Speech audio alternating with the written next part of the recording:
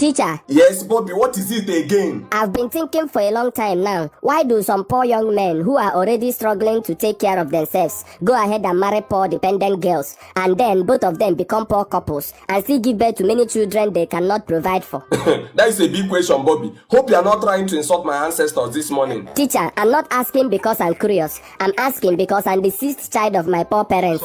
6 of us hawk bottled water in the market after school. Even on weekends, we are still hawking while other children are sleeping or watching cartoons. Why didn't my parents stop at 1 or 2 children? What pushed them? Bobby, many poor men go into marriage because they believe marriage brings God's favor. The Bible said in Proverbs chapter 18 verse 22 that he who finds a wife finds a good thing and obtains favor from the Lord. Then I ask, after obtaining the favor they hoped for, why didn't they check whether that favor was enough to start having children? Didn't they know that if couples fail to plan and prepare before having children, they have already planned and prepared to fail the children they will bring into the world? Relying on hope is useless because hope without action is empty. Bobby, some couples believe that God commanded humans to multiply. In the Bible, Genesis chapter 1 verse 28, God said, "Be fruitful and multiply and fill the earth." That excuse is weak, teacher.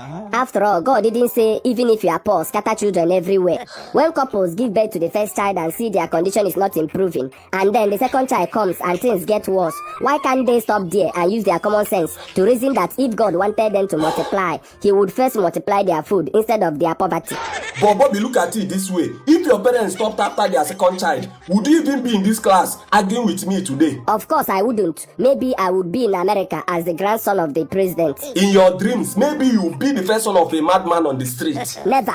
You can never tell. Another thing, Bobby, some poor couples end up having many children because of competition. Teacher, competition for what? Poverty Olympics? Maybe the neighbor has 4 children, so they want to have 5. If someone is already poor, what is he competing for? World's best struggling family? Sometimes trying to get a particular gender, most times a son, leads poor couples to born many children. Having many children while trying to get a son? Shouldn't they first create a life that any child, boy or girl, can survive in?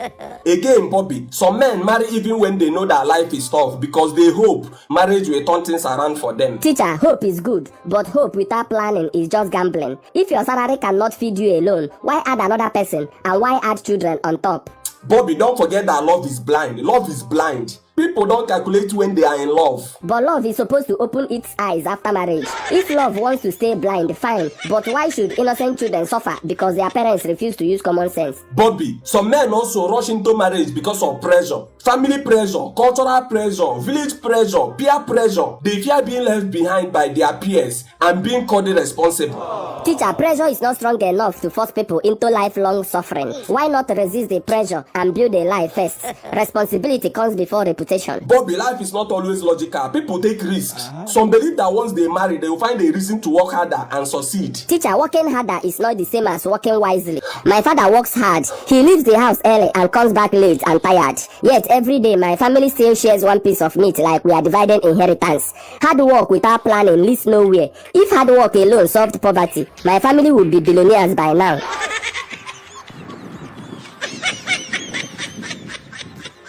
Bobby, Teacher, maybe your parents did the best they could with what they knew. I believe that, but doing your best is different from doing what is wise. If they stopped at 2 children, maybe the 2 would live well, but they had 6. Now all of us are struggling like contestants in a survival show we never applied for. So what is your marriage advice to people, Mr. Philosopher? Simple and clear. If you don't have money, don't rush into marriage.